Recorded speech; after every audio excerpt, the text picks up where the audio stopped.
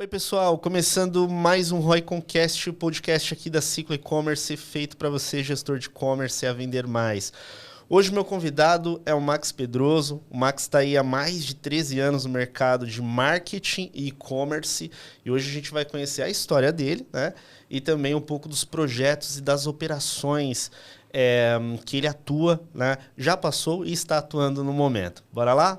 Fala, Max. Tudo bem? Tudo jóia, Felipe? Primeiramente, obrigado pelo convite, né? Acho que é sempre uma honra quando a gente tem essa oportunidade, né, também de compartilhar o conhecimento com o pessoal. Eu acho que no mercado a gente tem muito dessa fonte para beber, né? Então, sempre quando a gente tem ali alguma historinha para ouvir e ter a oportunidade também de contar, é muito positivo. Obrigado pelo convite. E se você tem interesse em melhorar a performance do teu e-commerce, busca formas de continuar fazendo o teu negócio crescer, eu te convido a conhecer mais sobre a Ciclo E-Commerce. Você pode acessar o nosso site cicloecommerce.com.br e conferir também alguns dos principais cases de sucesso que temos por lá. Então são diversas marcas em segmentos de mercados diferentes que vêm crescendo ao longo dos anos conosco. Eu convido você a conhecer um pouco mais, tenho certeza que as soluções possam fazer sentido aí para a tua operação. Um grande abraço. Opa, bom, vamos lá, né? A gente estava conversando sobre situações, né, específicas que você já vivenciou na tua carreira, mas antes de a gente falar disso, conta um pouco pra gente, né? Você tem uma vivência muito grande em marketing, além de e-commerce. Então, assim, o e-commerce, como você comentou comigo, ele acabava caindo para você, né? Mas como que é isso, né? São duas frentes, né, super importantes. A gente sabe ali que o e-commerce é a operação em si, né? Tem toda uma camada e uma estrutura para entregar, né, aquele produto para o consumidor, mas o marketing precisa, né, olhar o mercado e gerar demanda. Como que é essa conexão para você e como que foi essa tua jornada, né, as empresas que você passou também? Beleza, vamos lá. Vou tentar resumir um pouquinho aqui, que tem bastante história para contar. Bem, primeiro, né, a questão do tipo de operação, né? Eu sempre atuei muito direcionado ao mercado de luxo, né? Então, que já é bem peculiar em várias situações, né? A questão de o marketing, né, abraçar o projeto do e-commerce, eu acho que principalmente no começo, né, que o e-commerce estava ali se desenvolvendo, era quase que uma obrigação do departamento de marketing cuidar desse projeto. Geralmente sempre caía para o marketing ou TI, né? E aí eu ia comentar isso. Eu já vi muitas empresas jogarem, né, o canal digital para a galera de TI, né? Exato. Então, assim, geralmente são esses dois departamentos que acabavam absorvendo, né? No começo, principalmente ali do e-commerce, né? Sempre marketing ou geralmente TI. Né? Porque assim, enfim, a gente está sempre acostumado a lidar com muito projeto, coisa nova, né? Então acaba que naturalmente, né, quem tiver mais afinidade acaba absorvendo. Então vamos lá. Então, falando um pouquinho né, do que o marketing pode trazer como background, né? Primeiro, o marketing conhece muito a marca da empresa, né? Conhece muitos produtos, é um hub também de ligação, né, entre vários departamentos. Então, acho que isso também tem a ver com o ecossistema do e-commerce, porque você vai depender de várias áreas ali para desenrolar o teu projeto, né? Seja TI, seja a parte de logística, financeiro, né? E o marketing ele acaba também passando por várias áreas, né? Um hub também de áreas dentro de uma empresa, porque você precisa passar, digamos assim, a imagem da empresa, né, para o mercado. Então, você tem que entender de toda a operação. Né? Então, acho que nesse sentido o marketing é muito bacana e ajuda também a impulsionar, né, os projetos em virtude do conhecimento que você tem da própria empresa. Perfeito. E falando também agora do segmento de luxo, né, ou produtos, né, com valor agregado, com ticket médio um pouco mais alto, né? Muitas vezes é um desafio fazer o canal digital performar por conta da natureza do produto ou alguma particularidade, né? Queria que você trouxesse esse seu ponto de vista, né? Como que é a performance de um e-commerce, de uma marca, né, que trabalha com produtos de valor agregado? Eu ia te perguntar taxas de conversão, mas pode ser geral, tá, na sua visão, porque a gente sabe que isso altera muito, né? Muitas empresas, quando elas investem, né, no canal digital, elas têm um modelo onde os produtos são direcionados muito para o público C, né? Então você consegue ali ter um ticket um pouquinho menor e você precisa de muita escala ali, volume para gerar venda. Quando a gente fala de ticket alto, não. É um público mais seleto. Né? Como que é essa dinâmica? Né? O que você viu que funciona bem para esse tipo de negócio? Vamos lá, boa pergunta. Né? No caso, assim, o mercado de luxo, para mim, sempre quando eu começo a trabalhar com alguma agência, eu já começo brifando. Olha, eu só consigo vender para 0,08% da população brasileira. Não adianta a gente, né, tomar uma proporção maior do que esse público, porque ele já é muito segmentado. Né? Então, a nossa estratégia já parte daí. Não adianta eu falar com todo mundo, eu preciso falar com as pessoas certas. E, para isso, perfeito, você tem que ter algumas características de segmentação para você falar com essa pessoa. Né? Então, assim, lógico que vai mudando, né, conforme vai passando o tempo, as ferramentas, as possibilidades. Mas, por exemplo, no início, né, da operação, quando a gente tinha a segmentação mais aberta, inclusive ali pelo próprio Facebook, né, antes de ter aquele problema da LGPD, que acabou... Né, acho que até foi naquele momento que saiu a Serasa, né, do ponto ali de convergência de dados, né, que ele fornecia, perfeito, a Serasa, né, fornecia os dados para dentro da plataforma da Meta. Depois que teve algumas mudanças do próprio compliance da Meta, eles tiraram, né, essa inteligência. Mas por ali eu já conseguia ter muita assertividade para falar com esse público. Então, era a faixa de renda, né? É você saber as marcas que teu cliente gosta, é saber os lugares que ele frequenta. Né? Hoje mudou um pouquinho mais, eu não consigo ter tanta assertividade que eu tinha antes, mas também tem algumas outras formas, né, de você conseguir falar com esse público. Né? Então, por exemplo, viajantes internacionais frequentes, você já está falando com uma pessoa, né, com uma classe social mais elevada, os hotéis que ele frequenta, então as pessoas... Uma dica que eu acho muito legal falar para o pessoal, né, que costuma trabalhar muito com nicho, é de não usar na segmentação marcas muito conhecidas do grande público. Então, por exemplo... uma Ferrari. Uma Ferrari é um carro de luxo? É um carro de luxo. Mas, poxa, quanta gente não curte, né, a marca Ferrari... E segue por apreciação, apreciação, né? Exato. Olha, né? esse ponto de vista é importante, porque principalmente para a galera de mídia, na hora que ela vai associar, né? Então, pô, o Max ele tem aí uma marca de luxo, então eu quero um público semelhante à da Ferrari, semelhante da BM, enfim... você tocou num ponto interessante. Às vezes você tem muito seguidor ali que gosta da marca, mas não tem a verba para adquirir aquele produto. Exato. Então, por exemplo, vou falar de uma marca de moda, que nem Chanel, também muito conhecida. Então, por exemplo, mas uma Yves Saint Laurent já é uma marca mais de moda, de alto luxo, mas que não é grande, conhecida pela massa. Né? Perfeito. Então, por exemplo, bolsa, também não vou colocar uma Louis Vuitton, vou colocar uma marca ali, a Goiás, por exemplo, que é uma marca super sofisticada também, né, com bolsas com valor agregado tão alto quanto uma Louis Vuitton.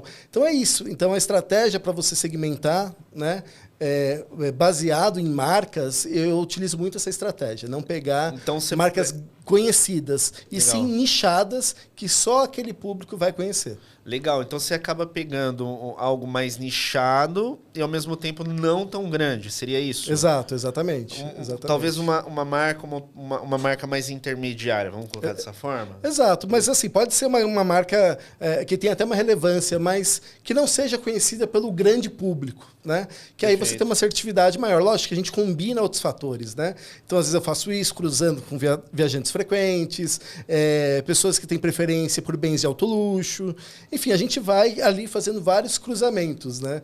E essa questão de segmentação é muito interessante, né? Antigamente, você conseguia segmentar um público de alta renda pela manteiga que esse cara comprava. Olha que louco, né? Então, assim, através da manteiga que ele consome, você conseguiria ter ali a assertividade, né? Agora, por exemplo, no digital, como é que eu faço isso? Né? Então, é uma das estratégias que eu falei. Né? Ela está atrelada muito à questão das marcas, mas também pode ser outra coisa, objetos. Então, por exemplo, pessoas que têm o iPhone último modelo, por que não? Né? Perfeito. Você está falando ali de um aparelho celular que custa 15 paus. Né? Perfeito. E vai muito da estratégia também da campanha, né, Max? Porque vamos pegar uma referência vamos pensar em objetivos, né? Você tem aquele objetivo de conversão de venda para um mercado mais nichado, ao meu ver, né? Ou você direciona direto para aquela base de pessoas que já compraram de você, para tentar estimular algum tipo de recompra, ou uma nova compra ali, melhor dizendo. Ou, de fato, você faz uma segmentação, né? Eu já vi discussões, né, na internet de profissionais também, que têm seus pontos de vista diferentes, em relação a campanhas mais amplas. Né? Pô, campanha muito ampla, para mim, no caso, funciona. Pelo meu produto, meu nicho de mercado, enfim. Olhando, né, ainda para o segmento de luxo, existe algum momento que faz sentido trabalhar algo amplo, mesmo para um nível de reconhecimento ou novas pessoas conhecerem a marca? Como que é essa dinâmica na sua visão? Vamos lá, total faz sentido, né? É que nem a gente está falando, né? Lógico que vai muito da estratégia e do momento, mas como eu gosto de combinar minhas campanhas, por exemplo, né? Vou entregar o ouro, hein, gente? Não, mas é muito legal, né? Você ter essa troca. Então, assim, por exemplo, eu acho que marcas que já estão operando há muito tempo no mercado, elas já têm uma base de clientes, né? Então, acho que você, primeiro, tem que usar a tua base. Ela é o teu principal público. É muito mais barato você vender para alguém que já te conhece do que para alguém que não te conhece. Que você tem que conquistar, né, toda a estratégia, porque não é só porque você colocou um ad e apareceu para uma pessoa que ela vai ter interesse de comprar o teu produto. Então, primeiro lugar, né, se você já tem o seu público, trabalhe com ele. Ele é o seu ponto de partida inicial. O que eu costumo fazer também? Eu pego esse público, né, e aplico também a estratégia do lookalike. Né? Então, a gente pega ali esse público, pega um lookalike de 1%, né, para você ter uma base né, para comparar e testar. Né, e botar na prática. Né, ver como é que vai se comportar. E aí, assim, você vai mensurando os resultados, baseado nos resultados que você tem, você vai direcionando o teu investimento. Então, ó, primeiro, seu público. Segundo, seu público usado como referência para montar um lookalike, né? Para achar outras pessoas, outros consumidores, baseado, né, nas preferências dele. Então, geralmente, eu sempre coloco os dados que a gente capta, né, que ali é o e-mail e o celular, que acho que são sempre dois dados, né? A plataforma mesmo fala que é mais interessante, porque ele começa a ter uma assertividade melhor. Mas aí a gente estava falando, por exemplo, de público amplo. Né? Então, mas, por exemplo, quando você vai fazer uma campanha, né, que você precisa ter uma visibilidade de branding, né, eu acho que as duas coisas elas andam muito juntas, que é a questão da performance versus branding. Né? Porque assim, ninguém vai comprar de uma marca desconhecida ou de uma marca que não causa desejo. Então, você tem que ter o branding presente para que a sua campanha de performance ela também tenha bons resultados. Então, eu concordo com você e eu acho que até assim, para quem é empreendedor, investidor ali, né, da sua operação, o que acontece nesse caso, né? Ser reconhecido não tem nada a ver com você gerar uma transação instantânea. Então tem um time, né, para as coisas acontecerem. Então, por exemplo, quando uma marca ela está investindo em ser reconhecida, ela vai começar a gerar vendas depois, como uma consequência disso. Então tem um ciclo ali que acontece, né? É legal quando você já tem uma marca mais sólida, porque essas duas campanhas andando juntas, elas vão performando juntos, né? Tanto que, pela minha experiência aí também, a maioria das empresas que ela tem um share ali, né? Ou melhor dizendo, uma busca pela marca dela alta, ela tem um ROI alto em mídia de performance. Sim. Então, assim, para quem estiver ouvindo, como que eu consigo ter um ROI alto na mídia de performance? Tem algum hack, alguma coisa? Cara, para mim, o melhor hack que tem é se sua marca for reconhecida. Facilita porque você aumenta ali a busca pela marca, a intenção também, e ao mesmo tempo o CPC ele tende a ser menor para trazer esse visitante, né? Mas tem uma outra particularidade no mercado de luxo que eu vejo, de algumas operações que a gente tem, que ela tem um grande percentual de retorno de visitantes e de recompra. Né? Aí a minha pergunta para você é, o público mais seleto, né, um público mais nichado, ele é mais fiel a marca que ele compra, na sua opinião? Ou isso depende de empresa para empresa e não tem talvez tanto a ver com ser mercado de luxo ou não? Olha, eu vou falar de uma coisa curiosa que eu comecei a perceber, né, nos últimos tempos. O homem ele é mais fiel, por exemplo, a uma marca, com certeza. Se ele consome já numa marca e essa marca resolve a vida dele e ele não tem problema, né, não tem uma experiência negativa, ele tende a ficar muito mais tempo, né, presente nessa marca, né, no LTV ali dessa operação, do que, por exemplo, a mulher que ela é mais abordada, digamos, por diversas frentes.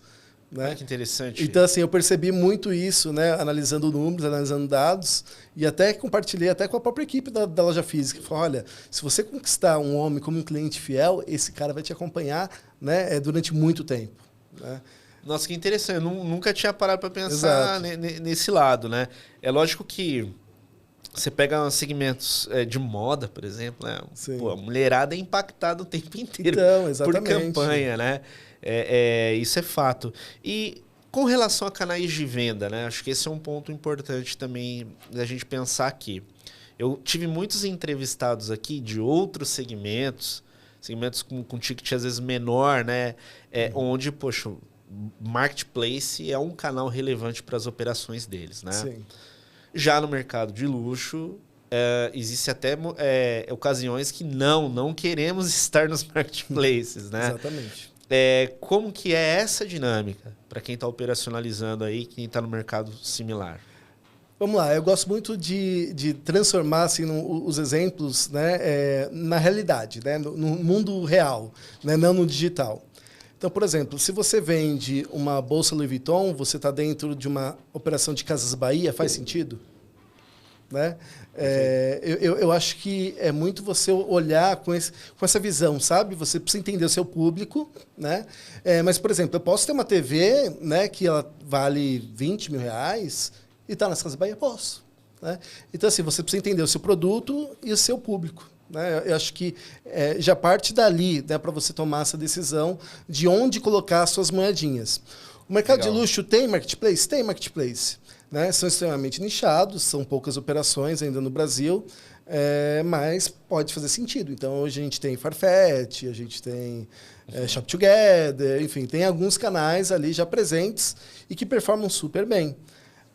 A margem, né, com certeza não é tão boa quanto uma operação própria, mas também pode te dar uma visibilidade. Né?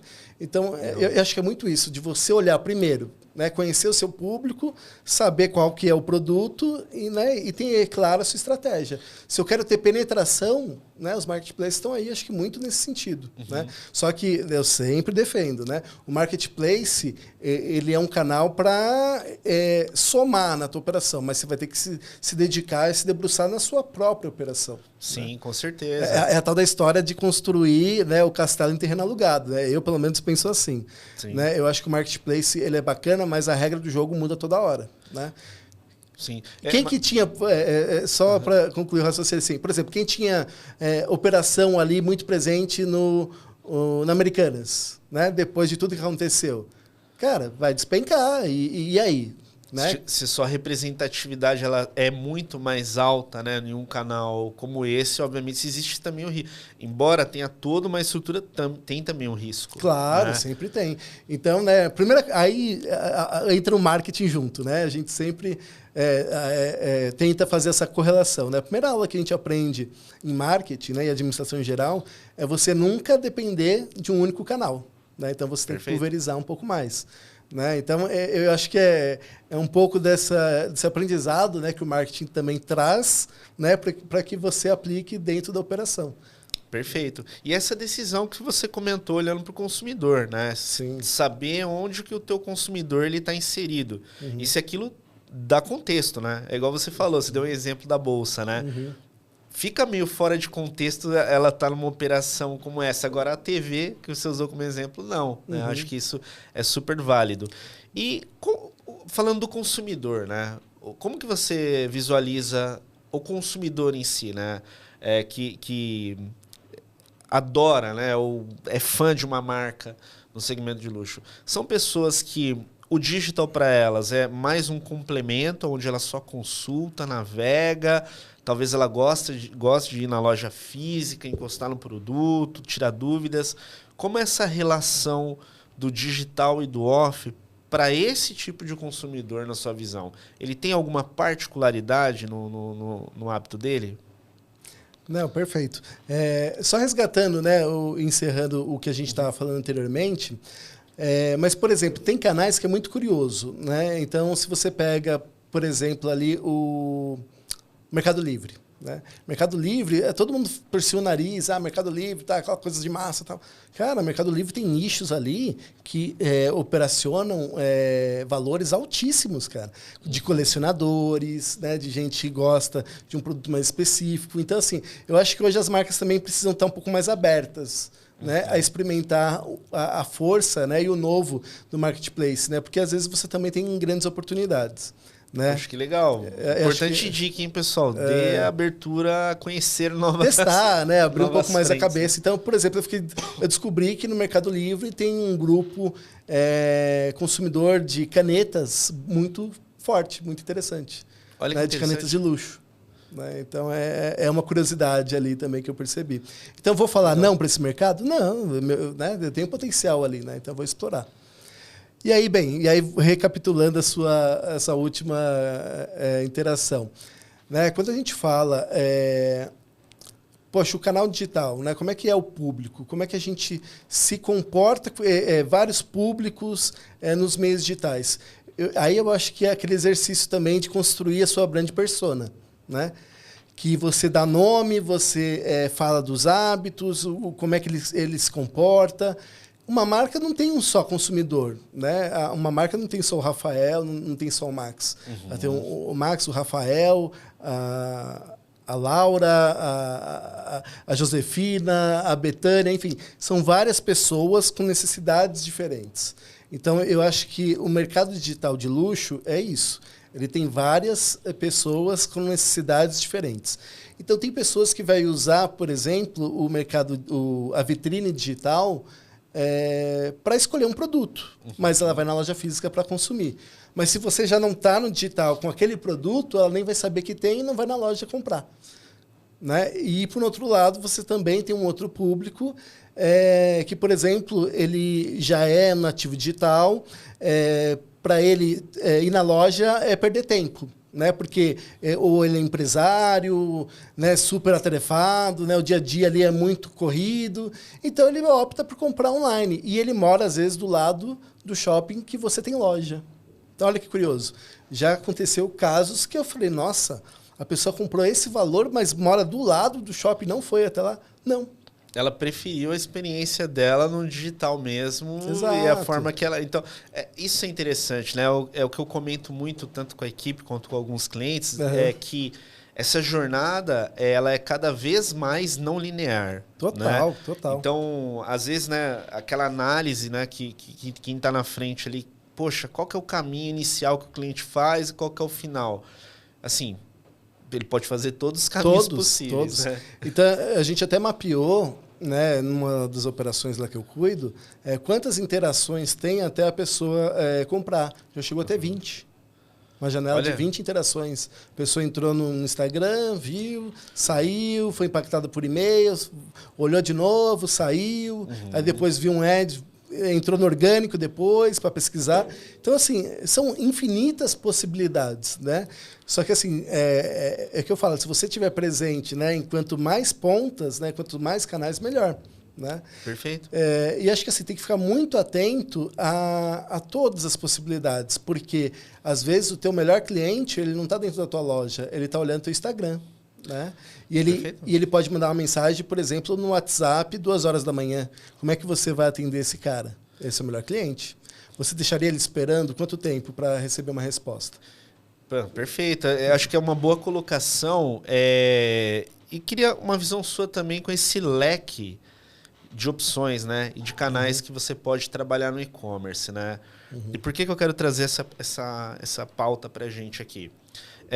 Muitas empresas, elas cresceram investindo em uma ou duas mídias, né? Isso é muito comum. Você pega um e-commerce que está ali, seu médio porte, estabilizou venda, você vai ver um grande investimento em Google, um grande investimento em Facebook, ali que são as principais, né?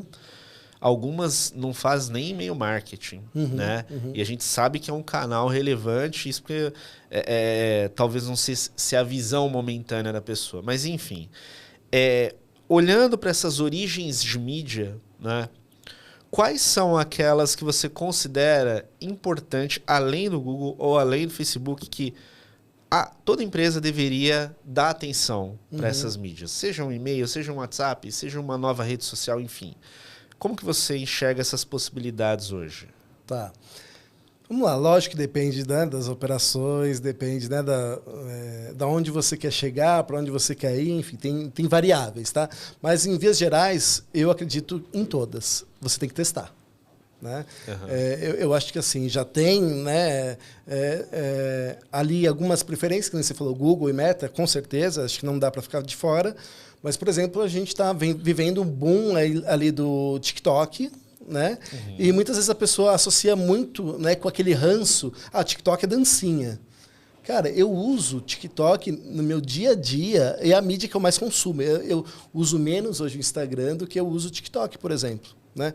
E eu vejo dancinha, não. O TikTok ele tem um algoritmo tão interessante, conforme você vai explorando os assuntos que você gosta, né, ele vai te entregando aquele conteúdo, e é uma curadoria tão forte que, cara, eu vou lá para realmente passar o tempo e consumir conteúdo. Né? Perfeito.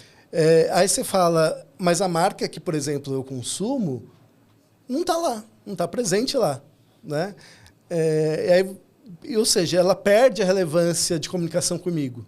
Né? Porque se eu estou num canal e ela não está presente, eu não vou lembrar dela. Sim. Eu acho que essa questão de posicionar e de certa forma, fortalecer a lembrança, às vezes não é levado em consideração em algumas empresas. Né? Exato. Eu estava tendo uma discussão dessa ontem, né? Eu conversando também com uma cliente, eu posicionei, olha... você está crescendo, né? No teu canal, tem uma operação de mais de 10 anos, né? De segmento de decoração. Um alto crescimento nos canais de busca, ou seja, o tempo todo captando demanda, ok, nada de errado nisso. Cresceu no Facebook, nas mídias de Facebook e Instagram também. E não vou falar de acesso direto, orgânico, porque isso vem como consequência no mix. Mas a base de clientes dela não é impactada novamente. Entendi. Né? Então, o que eu trouxe? Né? Eu falei, olha, existe também uma oportunidade de pensar nessa base que ela é muito relevante. Principalmente se você tem no e-commerce, no seu portfólio de produtos que possuem possibilidade de serem comprados novamente. Né? Então, eu acho que essa é uma reflexão muito boa que as pessoas podem fazer, né, os gestores. Meu produto tem recompra, né? Ele gasta, existe um ciclo, né, que o meu cliente compra de novo? Sim, beleza. E como que você se comunica com ele novamente, né, se ele já está dentro, ele já comprou? E aí eu vejo que muitas vezes isso não ocorre por falta de entender se aquilo faz sentido ou não. Né? Então, eu acho muito relevante essa questão de sempre pensar o que a gente pode trazer de um canal novo, né, de origem de mídia para um e-commerce. E igual você falou, pode ser que para um funcione de uma forma, dependendo do mercado que atua, e pode ser que o outro funcione e performe de outra. Né? Com certeza. Bem, primeiro que mídia está muito caro, né? Eu acho que assim, já por aí, já significa que você tem que encontrar novos caminhos. Né? Porque para você, né, manter o seu negócio saudável, você tem que olhar, né, qual é o valor que você está pagando pelo clique. Né? Perfeito. Então, muitas vezes, né, essas duas mídias que a gente falou, elas já estão altamente saturadas. Né? Então, você tem muito... acho que isso veio muito depois, pós-pandemia. Né? Todas as marcas ascenderam no digital e está todo mundo concorrendo com o mesmo público. Só que assim, a quantidade de internautas aumentou? Não, a gente mantém, inclusive, números estáveis, né? Crescendo muito pouco. Né? Então, assim, a gente não cresceu o público, a audiência. A gente cresceu a concorrência para comprar aquela mídia, né? E para falar com aquela pessoa.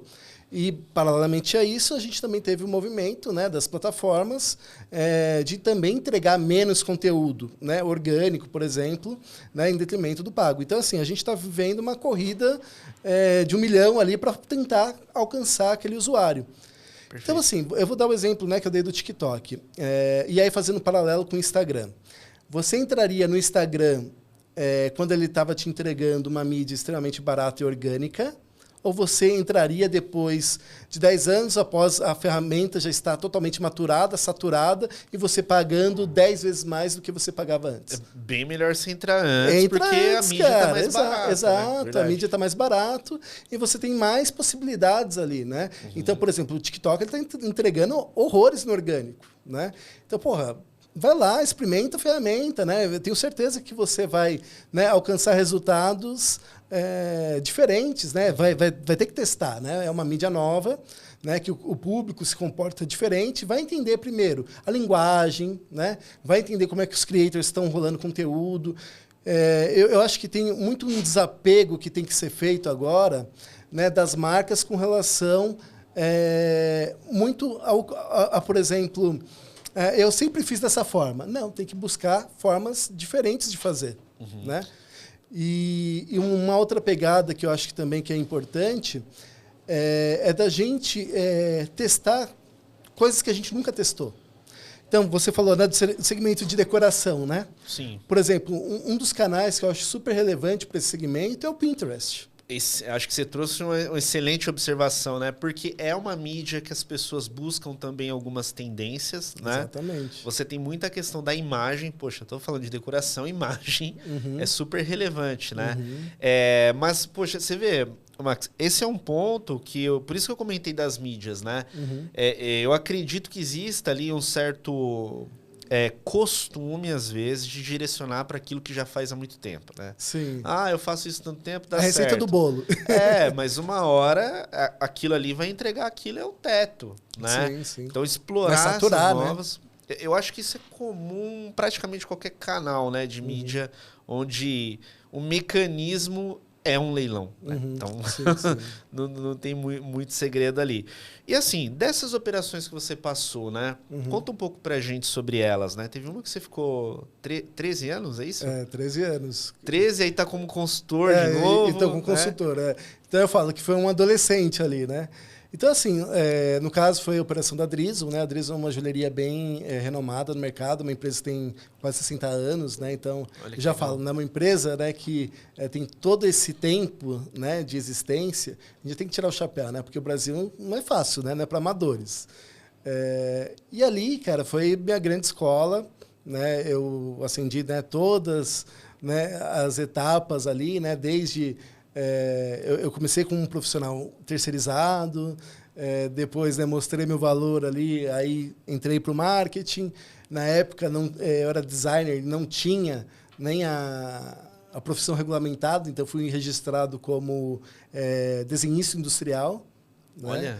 Aí depois, né, coordenador de marketing, depois, né, eu assumindo como gerente ali da operação. Que legal. Aí o canal digital já existia de venda ou não? Você teve que implantar lá? Eu implementei, né, na verdade, o primeiro canal digital. Então a gente estava falando ali do site. Né? Olha que então, qual era não era e-commerce, não era o site. Imagina, era o site ali naquele começo. Eu estou falando ali, né, só para ficar bem situado, né, para quem está ouvindo a gente, 2005. Né? Então, em 2005, o canal era o site. Né? Então, você tem um site, você tem ali uma experiência diferente. Então, o Flash, naquele momento, né, ele dava mais liberdade de animar, né, de ter uma experiência mais requintada para mostrar o produto. Então, aí eu, né, realmente peguei esse projeto para desenvolver. Que legal. E assim, mudou muita coisa quando a gente fala de tecnologia, né? Pega claro. 2005 para hoje, assim. Eu costumo dizer que o que tem hoje de diferente de quem começava um e-commerce nessa época? Hoje você tem muita ferramenta acessível, né? Assim, se a gente pegar plataformas de e-commerce, por exemplo, mais de entrada, né? Como uma nuvem, né? Uma nuvem shopping, uma loja integrada, o que for... Cara, o leque de aplicativos já prontos para se conectar e fazer com que aquela pessoa consiga desenvolver alguma coisa é muito maior hoje em dia do que com antes, certeza. Né? Com certeza.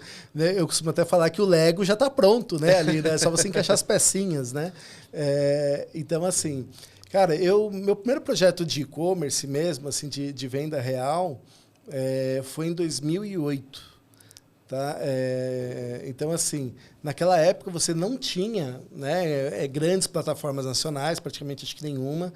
Você já tinha algumas empresas ali que ofereciam umas soluções de pagamento digital, que foi, né, onde você conseguia desenvolver, plugar ali uma página HTML. E, no caso, eu encampei um projeto até de fazer em Flash, né, uma operação, porque... até falando, né, para quem não se lembra, né, vamos falar o que é o Flash para a galera nova. Tem que falar o que é o Flash, né?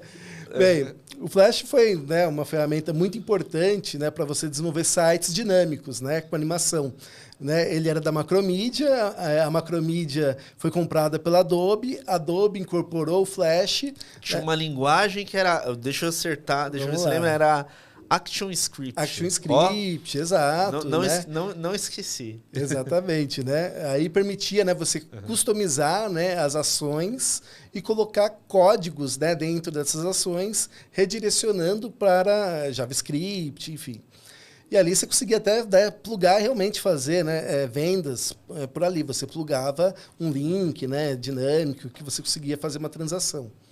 Cara, era maluquice. Então, você dependia muito de desenvolvimento, para começo de conversa, né? Não era nada drag and drop, era tudo realmente meter ali, né, as caras no código para poder viabilizar.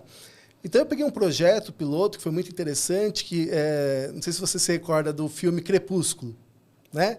Dos vampiros ali, né? Então, a Drizo pegou o licenciamento, né, do filme no Brasil com exclusividade, e aí a gente fez as joias desse filme, né? E aí, como o público era muito teenagers, né? Então, assim, um público mais jovem, e já estava rolando muito a questão da internet, né? Blog, o acesso, né, desse povo já era na internet. Já eram, né, muito forte nesse canal. Perfeito. Então, eu falei, porra, cara, eu tenho que fazer um projeto que seja agradável, que encante, que tenha animação, tá? Né, igual o filme tem, mas eu também preciso tentar viabilizar a venda, né? A venda direta. Então, eu desenvolvi um e-commerce que usava Flash com plataforma, né? E aí eu tinha um link de pagamento que eu conseguia viabilizar. Foi o primeiro projeto piloto dentro da empresa. Olha que interessante, né? E 2008. a área, olha, e assim, a área de tecnologia, né? Ela cresce, assim, eu acredito que é uma das áreas que mais cresce, né? Mas vindo para o e-commerce, o e-commerce acaba sendo também um segmento de mercado que puxa o crescimento dessa área, né? Porque sim, claro. praticamente a gente está falando aí de produção de uma mídia, né? Então, o Flash era um produto de tecnologia, tinha que ter desenvolvedor, né? Assim como grandes plataformas de e-commerce ainda você tem a implementação, né, da interface que é feita pelos desenvolvedores. Então, eu vejo que o mercado de e-commerce ele também movimentou muito o setor de tecnologia. E óbvio, o setor de tecnologia, né, a galera desenvolve cada vez mais produtos para ajudar e facilitar a venda de um lojista ou de uma indústria, né, que também usa o e-commerce como canal de venda, né? Então, eu acho isso muito relevante. Agora, falando um pouco de processo de atendimento, né? Que é um outro pilar importante numa operação de e-commerce, satisfação de cliente, né? Uma série de itens, né? Como que você organiza ou o quão importante é ter ali um prazo legal de resolução de problemas, né? Como que é essa dinâmica no mercado de luxo, né?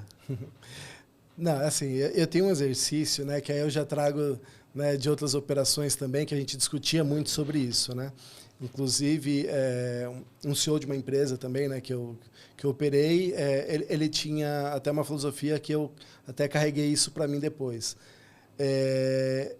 Que é o seguinte, né?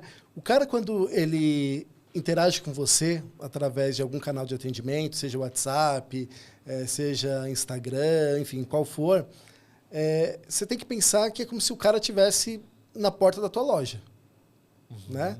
Então, assim, ele está naquele momento lá, ele pediu interação. quanto tempo você vai demorar para atender esse cara? Né? Se ele estivesse na tua loja física lá, você vai demorar 2 dias? Não faz sentido, né? Então, assim, a gente implementou, né, toda uma estratégia dos 5 minutos de ouro. Que você precisa, né, dar uma atenção e resolver o problema do cara em 5 minutos. Porque cada vez mais que vai passando o tempo, você vai perdendo aquele usuário, aquele cliente. Por quê? A nossa vida é muito dinâmica. Então, vamos supor, né, eu gosto de dar um exemplo aqui. Você é uma mãe, empresária, né? Você está no momento ali que você está amamentando seu filho e você estava zapeando ali no celular, gostou de um produto e quis interagir com a empresa, né? Se você não falar com aquela mãe naquele momento, cara, depois ela vai dispersar total. Porque ela vai voltar para as atividades dela, ela não vai ter mais o tempo, ela vai ter que cuidar, né, da família, vai ter que cuidar da criança, vai ter que cuidar dos negócios. Então, você vai esfriar totalmente o teu contato depois, porque ela não vai ter aquele tempo dedicado a ela. Então, ou seja, quando o cliente fez uma abertura de contato com você, aproveita aquele momento, né, que ele parou tudo que ele estava fazendo na vida dele para interagir com você. Eu costumo dizer que o bem mais precioso que a gente tem hoje de uma pessoa é o tempo. Né? E é algo que não volta, né? E é algo que não volta. Então, ou seja, se você perder aquela oportunidade, depois para você tentar converter, é muito mais difícil. Então, eu tento encarar dessa forma, né? Então, o atendimento no mercado de luxo, principalmente, é isso. Né? Então, se o cliente já interagiu com você, cara, para tudo que você está fazendo e vai falar com ele. Importantíssimo, né? Agora, ó, uma estratégia que eu já vi também algumas marcas usando, mesmo tendo um e-commerce, né? Eventos. Né? Muitas marcas também fazem eventos para os clientes, né? Sim. Experimentação, né? Uma parceria com uma outra marca para uma determinada ação, né? Isso faz parte também das operações que você passou? Você já viu isso acontecer em alguma? Super faz parte, super faz parte. Eu acho que primeiro, né, quando você pode e tem a possibilidade de unir forças, né, com outros players, né, de segmentos. Cara, eu estou vendo agora marcas até do mesmo segmento unindo forças, né? Então, você vê às vezes marcas de roupa, né, de alto luxo, por exemplo, presentes em operação como a Riachuelo, né? Então, assim, poxa, mas o que faz uma marca de roupa de luxo estar presente na Riachuelo? Cara, você tem que, né, ter capilaridade da sua marca, você precisa ter... Então, acho que é um pouco disso. Então, tudo é oportunidade. Numa das marcas, por exemplo, que eu atuei, a Júlio Cubo, né, que é um grande player também do mercado de joias, a gente teve uma oportunidade, porque a gente fazia o patrocínio da família Schirman, do projeto Voz dos Oceanos. Né? Passou bastante no Fantástico, enfim. Foi um projeto muito legal, foi assim, um dos projetos mais bacanas que eu tive a oportunidade de participar. A Audi, ela também era patrocinadora desse projeto, né? E ela teve um evento, né, que acontecia no mundo inteiro, que chamava House of Progress. Então, esse evento ele aconteceu, né, no Japão, em Tóquio, aconteceu em Frankfurt, na Alemanha, aconteceu em alguns lugares no mundo. E São Paulo foi um desses lugares escolhidos para ter esse evento. Então, era um período ali de 1 mês, né, que a Audi ia fazer algumas ativações, e ela ia ficar num local, né, numa casa, e essa casa ia discutir sobre tecnologia, sobre sustentabilidade, aí foi, né, onde a gente entrou, design, enfim, então, várias vertentes ali. Então, assim, a gente foi a única marca, você vê, olha que legal, por causa de um projeto, né, de sustentabilidade, nós fomos a única marca convidada pela Audi para participar dentro desse projeto. Então, assim, fora a Audi, né, tinha a Júlio Cubo presente. Então, assim, cara, a gente ficou 1 mês lá, né, divulgando sobre a sustentabilidade das pérolas, né, que eles são muito fortes nesse segmento, falando de todo o ecossistema que a gente apoia, né, para que você tenha ali um produto de uma cadeia sustentável. Então, a gente fez 1 mês ali de evento, né, usando a força também da Audi, né, para trazer essa outra marca uma experiência relevante. Olha que legal. Obviamente, isso envolve conteúdo também, né? Tudo. Você comentou aí, ó, o próprio marketing de conteúdo sendo utilizado além do digital, né? Além do digital. E falando em conteúdo, né? É o que a gente está fazendo aqui, por exemplo, né? Compartilhando, trocando informação. Eu vejo que a questão do conteúdo, independente se é um e-commerce ou não, ele é um fator super importante, né? Principalmente para questão de relevância, né? Posicionamento, questão envolvendo também a autoridade de uma marca ou de uma pessoa, né? Para uma marca, pensando agora, ela também pode se aproveitar dessa estratégia, né? E aí eu queria conectar isso, né? Marketing de conteúdo, desenvolvimento de conteúdo para operações de e-commerce, né? Na sua visão, funciona? É uma ação que, para quem não está fazendo, deve investir, deve fazer, né? Como que você enxerga essa estratégia para as operações? Cara, é obrigatório. Quem não faz isso tá deixando dinheiro na mesa, né? Porque, primeiro, né? O público ele tem que ser educado, né? Educado com relação ao teu produto, a forma de usar, as tendências. Então, assim, você vai deixar isso na mão de quem? Do teu concorrente? Né? Não, você tem que tomar frente, né, dessas vertentes. Eu acho que, assim, sempre quando você tem a oportunidade de ter um departamento interno que gere conteúdo ou uma agência que presta esse serviço para você, eu acho que assim é um canal muito importante. Por quê? Primeiro que ele não tem um viés, acho que não pode ter, inclusive, um viés totalmente comercial. Né? É muito mais de educação, porque, perfeito, cara, você se relacionar com uma marca que só tenta te vender é muito chato. Principalmente se você não está no momento de compra. Exatamente. Né, Max? E até assim, no momento de compra, cara, mas você quer ter uma sinceridade ali, né? Se aquilo faz sentido para você ou não. Né? Então, eu acredito muito nisso. Né? Se você vende das entrelinhas, cara, você vende muito melhor do que você faz fazendo uma venda forçada, ali, empurrando o produto. Né? Então, eu acho que nessa questão do gerar conteúdo, ela tem esse papel fundamental, que é educar, que é você ter um conteúdo ali bacana. Então, você até falou de canais. Né? Poxa, se você gera um conteúdo, por que você não divulga esse conteúdo no e-mail marketing ao invés de colocar um produto com preço ali para vender? Exato. Vai além do promocional, né? O foco em produto, igual você está comentando, né? Exatamente. E assim, olha que negócio interessante. Tem segmento que, se a gente for pensar em conteúdo, tem coisa pra caramba para falar. Principalmente para aquele setor que você tem, cara, categoria para resolver um monte de problema. Né? O leque, né? O seu portfólio de produtos resolve muitos problemas, né? Eu acho relevante. Eu vejo que é uma ação bastante indireta. Acho que esse também é outro ponto, né, Max? A gente destacar. Para não confundir também ali o gestor, assim, legal, vou investir e aí eu mensuro o retorno de investimento igual eu mensuro no Google, por exemplo, numa mídia direta de venda. Talvez não. Não, né? Totalmente diferente. Ele é indireto. Né? Só que ele gera muito valor. Muito. Eu acho que assim... o valor, né, inclusive, eu acho que das marcas em geral, ela está muito mais no poder que ela tem de influenciar o consumidor do que na capacidade que ela tem de vender um produto. Né? Eu acho que isso, para mim, está cada vez mais claro. Até um exercício que eu falo, né, para quem é gestor, quem está à frente ali das operações, cara, não tem problema você assumir que você não consegue produzir um conteúdo bacana. Terceiriza essa responsabilidade. Coloca na mão de quem é nativo digital, que já está acostumado a fazer conteúdo. As marcas hoje, elas têm que fazer um exercício de desapego. Você tem que colocar, às vezes, o teu produto na mão de uma pessoa que vai interpretar aquele produto e vai devolver para a marca a percepção dela sobre aquele produto. Né? Porque quem vai consumir esse conteúdo vai ter uma verdade, uma sinceridade muito maior do que se você fizer, né, a bíblia técnica daquele produto. Perfeito, excelente dica. Max, a gente está chegando no finalzinho do nosso episódio. Já? Poxa, sempre acaba rápido essas coisas, viu? Mas assim, cara, foi incrível trocar essa ideia aqui com você no podcast. Eu gosto muito de falar que todo convidado que vem, ele contribui com a sua experiência de vida, além, né, obviamente, da profissão em si. E eu queria que você deixasse aí para os consumidores, né, do nosso conteúdo, os gestores, empreendedores, O pessoal que está, né, querendo também crescer dentro do segmento de e-commerce, né?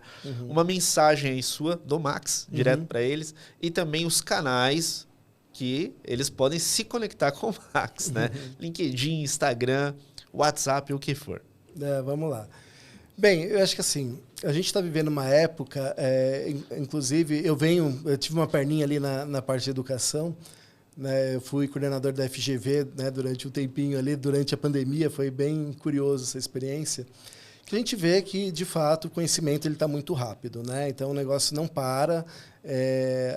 Antes a gente, né, tinha saltos, agora a gente, a cada 6 meses, praticamente tudo muda, né? Eu acho que a inteligência artificial e outras plataformas, né, estão aí para provar muito dessa velocidade. Então, cara, assim, nunca aprenda o tesão de querer aprender algo novo. Eu acho que é isso. Para você lidar hoje com tecnologia, com e-commerce, você tem que estar sempre ali buscando uma fonte de conhecimento. Seja através de um podcast, que eu acho que encurta bastante, porque a gente já faz uma curadoria, né, aqui dos assuntos, acho super legal. Mas, cara, é blog, mas, assim, mais do que isso, quem faz negócios são pessoas, né? Então, perfeito. Procure se relacionar, procure, né, tá falando com um grupo de pessoas, porque, cara, muitas vezes, das maiores dúvidas que eu tive operacionais, eu tive que reconhecer, levantar a mão, cara, eu estou com dificuldade assim, alguém me ajuda? Né? Então, tem esse exercício de desapego. A gente não nasce sabendo tudo. Né? A gente tem que reconhecer que a gente precisa de um empurrãozinho e você tendo bons amigos sempre na caminhada vai te ajudar bastante. Né? Então, esse é meu recado. Perfeito. Quais são os canais, Max? Vocês podem procurar ali no LinkedIn, acho que, né, a troca profissional, eu sou sempre bastante ativo, estou postando algumas coisas lá também. Então, linkedin.com.br acho que é IN, né? Max Pedroso. Então, vocês me acham lá. Perfeito. Pessoal, se conectem com o Max ali nos canais, no LinkedIn, como ele comentou. Se você gostou desse conteúdo, deixa o teu comentário aqui, o teu like, compartilha com mais pessoas e se inscreva no nosso canal. A gente tem o objetivo aqui de trazer sempre convidados muito feras de mercado para compartilhar sua vivência, sua experiência profissional aqui com a gente. Do meu lado, desejo para você muito sucesso, um grande abraço e boas vendas.